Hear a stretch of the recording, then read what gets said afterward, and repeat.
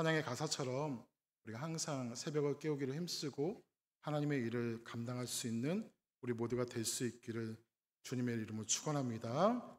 특별히 이번 11월은 이제 감사의 달인데요. 올해도 하나님께서 많은 은혜를 주시고 함께 하심으로 우리가 오늘까지 올 수 있었는데요.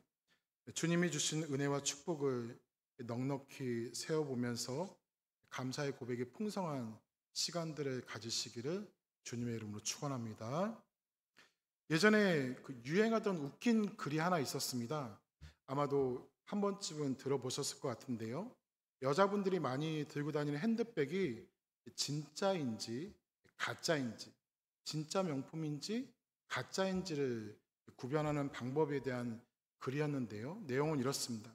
비가 올 때 자신의 핸드백을 이렇게 머리에 올려서 비를 막으면 그것은 100% 가짜입니다. 하지만 비가 오는 순간에 그것을 가슴에 안고 비를 맞지 않게 하면 그것은 틀림없는 명품입니다.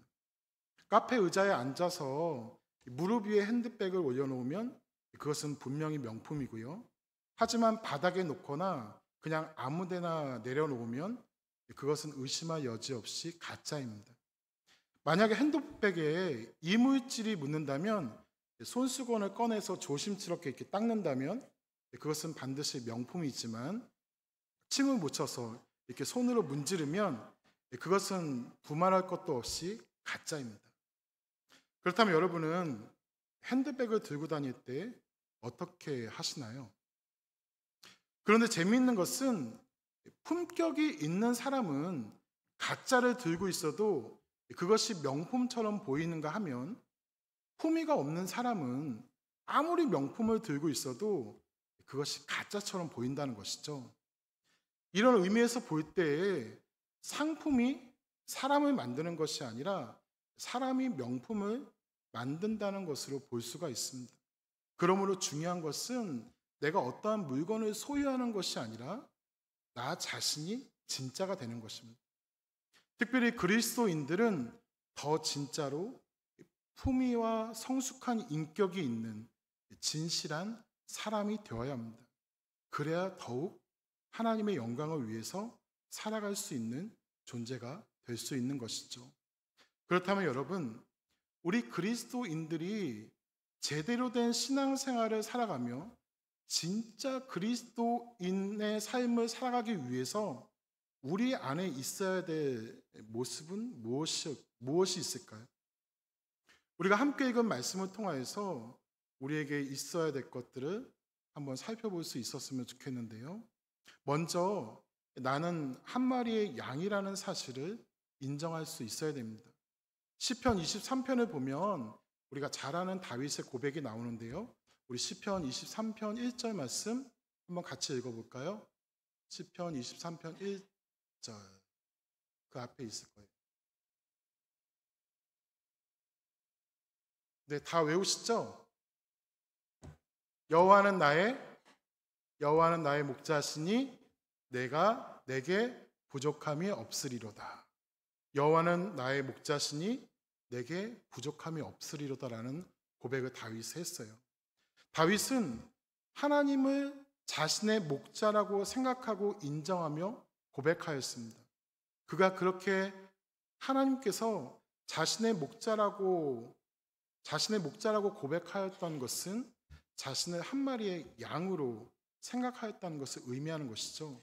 만약에 다윗이 자기 자신을 한 마리의 말로 인식했다면 그는 하나님을 향하여서 마부라고 고백하였을 것이고, 다윗이 자기 자신을 사냥개라고 생각하였다면 그는 하나님을 사냥꾼이라고 불렀을 것입니다. 그러나 다윗은 자신이 한 마리의 양이라고 믿었기 때문에 양을 돌보는 목자로서의 하나님을 만날 수가 있었던 것인데요. 그런데 다윗이 자신을 양이라고 한 이유가 있습니다. 왜냐하면 양에게는 세 가지 특징이 있기 때문인데요. 먼저 양은 길을 제대로 찾지를 못합니다. 스스로 길을 갈 수가 없어요. 그래서 누군가가 그 양의 길을 인도해 주지 않으면 양은 길을 잃을 수밖에 없습니다. 즉 혼자서는 자신이 가야 할 길을 제대로 모르고 올바른 길을 가지도 못하는 존재가 바로 양이라는 것이죠. 그리고 양은 스스로 먹이를 구하지 못합니다. 길을 찾지 못하기 때문에 먹이가 있는 목초지가 어디인지를 분간하는 능력이 양에게는 없습니다. 그렇기 때문에 먹이를 책임져주는 누군가가 없으면 양은 굶어 죽을 수밖에 없는 것이죠. 마지막으로 양은 자신의 생명을 스스로 보호할 능력이 없습니다. 양은 다른 동물들에 비해서 걸음걸이가 빠르지 않고요. 다른 동물들처럼 날카로운 이빨이나 발톱도 없습니다. 물론 머리에 뿔이 있기는 하지만 그 뿔은 자라나면서 뒤로 감겨지기 때문에 단순한 장식에 지나지 않습니다. 따라서 양은 누군가가 그의 생명을 지켜주지 않으면 맹수의 공격에 속수무책일 수밖에 없는 것이죠. 그렇기 때문에 다윗이 자신을 양으로 고백하였다는 것은 자신의 능력으로는 결코 바른 길을 찾아갈 수 없는 무능한 존재요, 자신의 지식으로는 참된 음식을 찾을 수 없는 무기력한 존재이며, 자신의 힘으로는 자신의 생명을 영원히 지킬 수 없는 유한한 존재라는 것을 알고 있었다는 것을 의미하는 것입니다. 다시 말해서 그에게 있어서 하나님은 마치 목자가 양들을 언제나 푸른 초장과 쉴만한 물가로 인도하듯이 다윗을 진리의 길로 인도하시는 분이시요, 양들의 먹이를 책임져 주시는 목자처럼 자신을 위한 영원한 양식의 공급자이시며, 사나운 맹수의 공격으로부터 목자가 양을 지켜주듯이 자신의 생명을 책임져 주시는 보호자이심을 고백하고 있는 것입니다. 다윗이 하나님 앞에서 이처럼 귀하게 쓰임받으며 하나님의 마음에 합한 자라는 평가를 받은 것은 다윗이 가짜가 아니라 진짜 하나님의 백성으로 살아갈 수 있었던 이유가 바로 여기에 있습니다. 자신이 한 마리의 양에 지나지 않음을, 오직 하나님만이 자신의 목자가 되어주심을 분명하게 인식하였기 때문이죠. 그런데 여러분, 다윗에게만 그러한 목자가 있는 것이 아닙니다. 오늘을 살아가는 우리 모두에게도 모두 목자가 있습니다.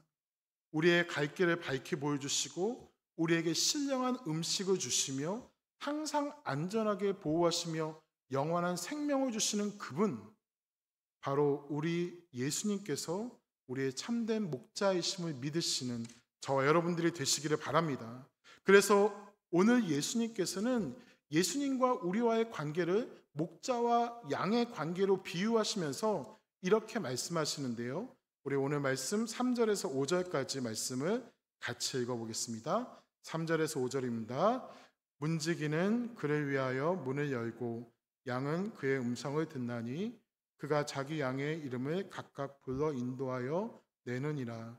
자기 양을 다 내놓은 후에 앞서가면 양들이 그의 음성을 아는 고로 따라오되 타인의 음성을 알지 못하는 고로 타인을 따르지 아니하고 도리어 도망하느니라. 아멘. 목자 되신 예수님은 우리의 이름을 잘 알고 우리를 부르십니다. 그리고 기본적으로 양은 목자의 음성을 분명하게 알고 있습니다. 또한 목자의 말을 잘 듣습니다. 그래서 앞서가는 목자의 뒤를 언제나 따라갑니다. 자기의 목자가 아닌 다른 사람이 아무리 큰 소리로 부른다고 하더라도 양은 결코 타인을 따라가지 않습니다. 이처럼 양은 목자와 긴밀한 관계를 유지합니다.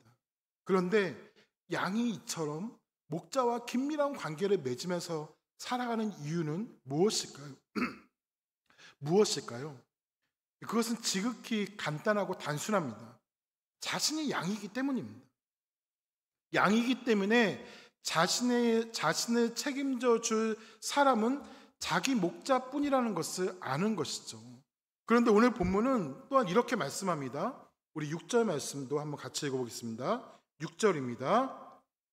예수께서 이 비유로 그들에게 말씀하셨으나 그들은 그가 하신 말씀이 무엇인지 알지 못하니라. 아멘. 여기서 그들이란 앞장인 요한복음 9장에 등장했던 바리새인들, 서기관들, 그리고 유대인들을 말하는데요. 그렇다면 왜 그들은 탁월한 능력과 지식을 가지고 있었음에도 불구하고 목자 되시는 예수님의 말씀을 제대로 알아듣지 못하고 따라가지 못했던 것일까요? 그 이유도 지극히 간단합니다. 자신을 양으로 인식하지 않았기 때문입니다. 자신이 양이라고 생각하지 않았기 때문입니다. 예수님을 목자라고 생각하지 않았기 때문입니다. 아니, 예수님이 자신의 목자일 리가 없다고 생각하였기 때문입니다. 다시 말해서 그들은 자기들 스스로도 인생길을 헤쳐갈 수 있고 생명의 꼴을 얻을 수 있으며 자신들의 종교 행위로 영생을 얻을 수 있다고 착각하고 있었기 때문입니다. 이처럼 그들은 자신들을 양으로 간주하지 않았기 때문에 목자이신 주님의 말씀이 필요하지 않았고 결국 그들은 구원과 영생을 받지 못하고 결국 망하는 존재가 된 것이죠. 그런데 이것은 단지 2000년 전만의 이야기가 아닙니다.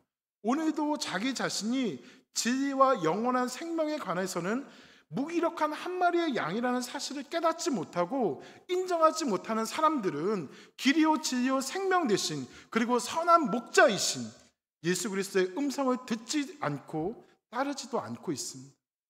그것이야말로 어리석은 인간의 최악의 모습인 것이죠. 사랑하는 여러분, 우리 모두는 언제나 주님 앞에 겸손하게 그분의 양으로 살아가야 됩니다. 왜냐하면 그렇게 살아갈 때에만 우리의 삶은 목자이신 예수님 안에서 진정한 가치와 삶의 의미와 영원한 생명을 갖게 되기 때문입니다. 또한 다윗이 하나님 앞에서 참된 주님의 백성으로 살았던 것처럼 우리들 또한 하나님의 인도하심 속에서 주님을 위한 삶을 잘 살아갈 수가 있기 때문입니다. 저는 저와 여러분이 예수 그리스도의 십자가 앞에서 언제나 겸손한 양이 되시기를 바랍니다. 내 힘과 내 능력이 아닌 성령의 인도하심을 받는 작은 양으로 살아갈 수 있기를 바랍니다. 그렇게 살아가면 우리 안에 있는 많은 결점과 허물에도 불구하고 주님은 친히 우리의 목자가 되어주시고 우리와 언제나 동행하여 주실 것입니다. 선한 목자 되신 우리 주님 안에서 언제나 바른 길을 걸어가며 풍성한 양식을 받고 영원한 생명의 삶을 살아갈 수 있는 우리 모두가 되기를 주님의 이름으로 축원합니다. 두 번째로 진짜 그리스도인으로 온전한 믿음의 삶을 살아가기 위해서는 예수님께서 양의 문이심을 알아야 됩니다. 저희 막내가 아주 어렸을 때 정말 오래된 일인데요. 한 10년은 더 된 것 같습니다. 저희 집에 손님이 오셔서 저녁 식사를 하고 대화를 나눈 적이 있었는데요. 정말 오랜만에 만난 분이라서 정신없이 대화를 나누고 있었습니다. 그런데 한참을 대화를 나누고 있는 중에 아내가 갑자기 말을 멈추더니 무엇인가 이렇게 신경을 집중하는 표정을 지었습니다. 그러더니 방에 들어가서 자고 있는 우리 막내를 데리고 나오는 거예요. 저는 자다가 일어나서 흐느끼는 막내의 소리를 전혀 듣지 못했는데 아내는 그 소리를 들었던 것이죠. 저는 그날 역시 남자는 남자다. 그리고 엄마는 엄마다라는 것을 인정할 수밖에 없었는데요. 이처럼 자녀에 대한 어머니의 사랑은 시간과 공간을 초월할 만큼 위대합니다. 그래서 어머니의 그 사랑 앞에서는 그 무엇도 장애물이 될 수가 없죠. 왜냐하면 어머니는 자녀를 위해서라면 자신의 생명도 아끼지 않기 때문입니다. 아니, 자기 몸으로 낳고 기른 그 자녀를 자신의 생명과 같이 귀하게 여기기 때문이죠. 그래서 이 세상의 모든 자녀들은 어머니가 자기 곁에 있다는 것만으로 평화를 누립니다. 왜냐하면 자기를 위해서 생명도 아끼지 않는 헌신적인 어머니의 사랑을 본능적으로 느끼기 때문입니다.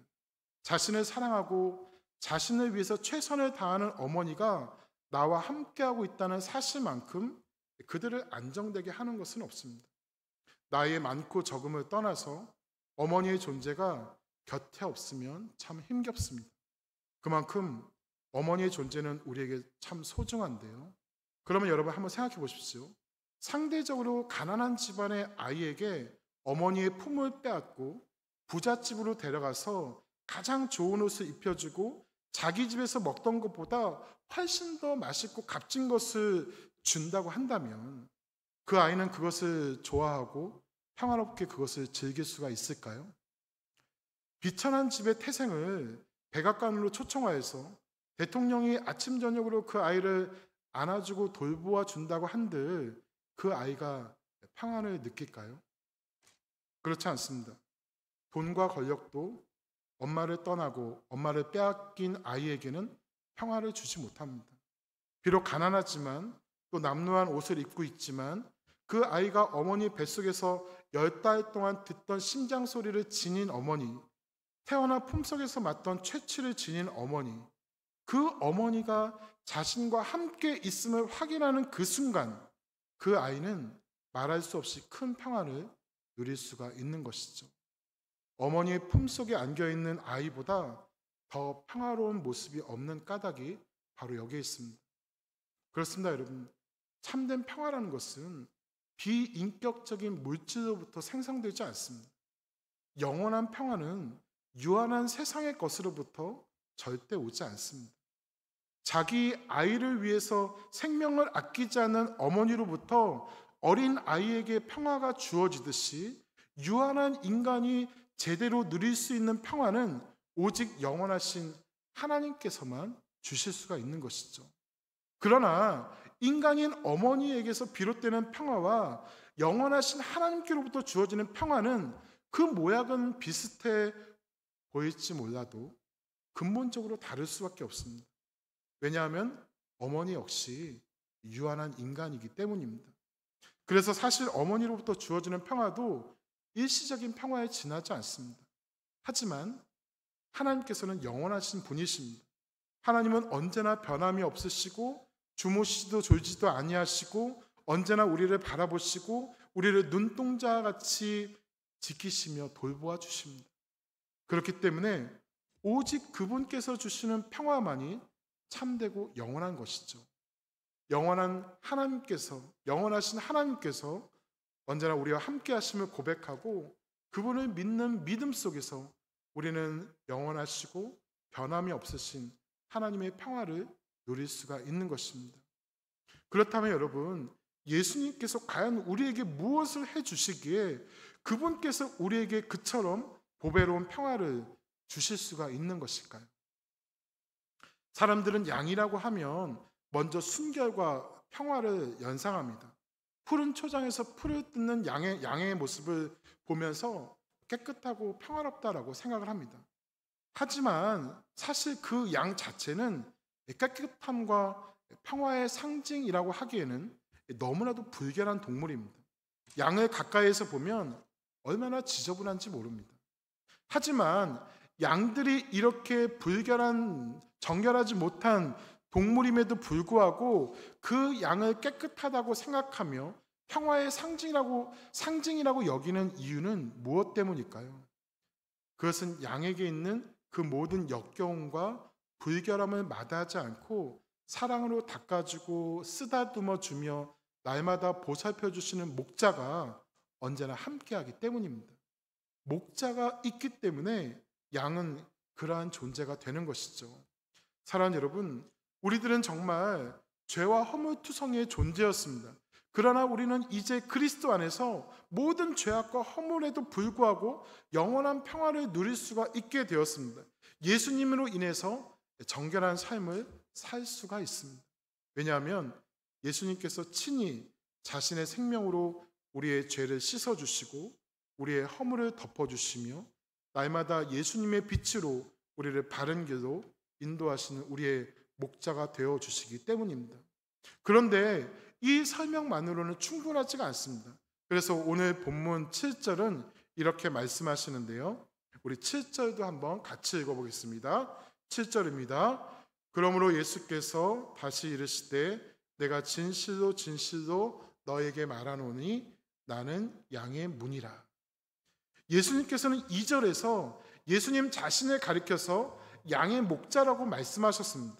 그리고 이번에는 양의 문으로 자신을 설명하셨습니다. 그렇다면 양의 문이란 도대체 무슨 의미일까요? 중동 지방에서는 목자와 양들이 풀을 뜯으러 들판으로 나아갔다가 집으로 돌아오거나 원래 목장으로 돌아와서 잠을 자지 않고 때로는 그 들판에 그대로 머물러서 잠을 잘 때가 있었습니다. 그러면 목자는 양들이 무사히 밤을 잘 지낼 수 있도록 가설우리라는 것을 만드는데요. 이 가설우리는 대개의 경우 주변에 있는 돌들을 주어서 쌓아 올려서 담을 치는 형식으로 만들었습니다. 그런데 특이한 것은 그 가설우리의 출입구에 따로 문을 만들지 않는다는 것입니다. 그 대신 목자 자신이 그 출입구에 누워서 스스로 문이 됩니다. 그 이유는 밤사이에 도둑이나 맹수가 출입구에 있는 자신을 넘지 않고는 양을 끌고 갈 수 없게 하기 위한 것이었습니다. 그리고 자신을 통하지 않고서는 한 마리도 우리 밖으로 나가지 못하게 막는 것이죠. 즉 한밤중에 자신의 생명을 걸고 양들을 보호하기 위해서 자신이 직접 그들의 문이 된다는 것입니다. 이렇게 자신의 생명을 아끼지 않고 양들을 보호하는 목자가 있기 때문에, 아니 양의 문이 있기 때문에 연약하고 힘이 없는 양들은 목자로 인해서 자기들 스스로는 결코 만들어낼 수 없는 평화를 누리게 되는 것이죠.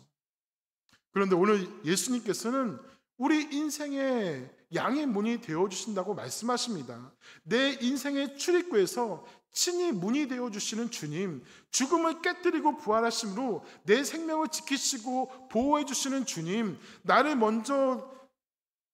두고 먼저 떠나는 육신의 부모와는 달리 영원토록 내 곁에 계시며 나의 생명을 책임져 주시는 주님. 여러분, 바로 그 주님이, 그 예수님이 저와 여러분들의 예수님이시고 목자이시며 우리 인생의 문이심을 잊지 않으시기를 바랍니다. 그러므로 그 주님께서 지금 나의 문이 되셔서 지금도 나와 함께 하심을 믿는다면, 설령 우리가 지금 인생의 어려움과 암흑기에 있다고 하더라도, 우리 육체의 가시로 인해서 힘든 상황에 있다고 하더라도 우리의 마음속에는 샬롬의 축복이 넘쳐나게 되는 것입니다. 바라기는 예수님께서 저와 여러분의 인생의 출입구에서 친히 문이 되어 주심을 믿으시기를 바랍니다. 그래서 우리가 항상 안심하고 평안할 수 있음을 믿는 우리 모두가 되기를 주님의 이름으로 축원합니다. 사도 바울은 그것을 믿었기 때문에 로마의 감옥에서도 이렇게 고백하였습니다. 우리 다 같이 빌립보서 4장 6절과 7절 말씀 한번 같이 읽어보겠습니다. 아무것도 염려하지 말고 다만 모든 일에 기도와 간구로 너희 구할 것을 감사함으로 하나님께 아뢰라. 그리하면 모든 지각에 뛰어난 하나님의 평강이 그리스도 예수 안에서 너희 마음과 생각을 지키시리라. 아멘.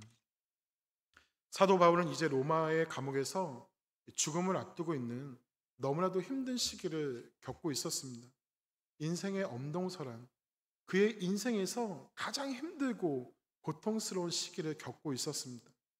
하지만 바울은 오히려 그러한 상황에서도 이처럼 믿음과 평화의 고백을 선포했습니다. 바울이 이렇게 절망적인 상황에서도 이러한 고백을 할 수 있었던 이유는 바로 예수님께서 바울 자신의 목자가 되시고 바울 자신의 문이 되심을 그가 분명하게 믿었기 때문입니다. 바울과 같은 믿음의 고백으로 양의 문이 되신 예수님께서 우리의 문이심을 믿고 고백함을 통하여서 우리 안에는 언제나 하나님의 평강으로 가득하고 예수님의 평강으로 우리의 마음과 생각이 항상 지켜주기를 주님의 이름으로 축원합니다. 말씀을 정리하겠습니다. 예전에 누군가 이런 노래를 불렀다고 합니다. 옛날에 바닷가에 조개들이 살고 있었습니다. 하나님께서는 그 중에서 특별히 사랑하시는 조개에게 모래를 넣어주셨습니다. 그 조개는 세상에서 가장 아름다운 진주를 갖게 되었습니다. 조개에 박힌 모래, 그것은 조개에게 상처이고 아픔이며 고통이었습니다. 그러나 조개는 도리어 그 상처와 아픔으로 인해서 자신을 창조하신 하나님의 섭리를 이루어 갑니다. 조개는 그 아픔 가운데서도 하나님의 평화를 누리며 하나님이 주시는 그 평화를 발판 삼아서 조개의 상처와 아픔은 아름답고 영롱한 진주가 됩니다. 그래서 모래가 박힌 조개야말로 아름다운 진주를 품은 주님께서 특별하게 사랑하시는 조개가 되는 것이죠. 사랑하는 여러분, 우리는 언제든지 인생의 어려움 가운데 처할 수 있고 지금 현재 알게 모르게 남들이 모르는 어려움들이 있을 수도 있습니다. 그러나 그러한 상황 속에서도 우리 주님께서 언제나 여러분의 목자로 그리고 양의 문으로 여러분과 함께 하심을 믿으시기를 바랍니다. 그래서 우리의 목자이시며 우리의 문이신 예수님을 통해서 어떠한 순간에도 절망하여 쓰러지지 않고 힘겨워서 지치고 곤고하지 않고 주님이 주시는 은혜 가운데 날마다 평화를 누리게 되기를, 모든 어려운 문제들이 주님의 은혜 가운데 완전히 풀리고 해결되는 축복을 누리며 살아가는 우리 모두가 되기를 주님의 이름으로 축복합니다. 기도하겠습니다.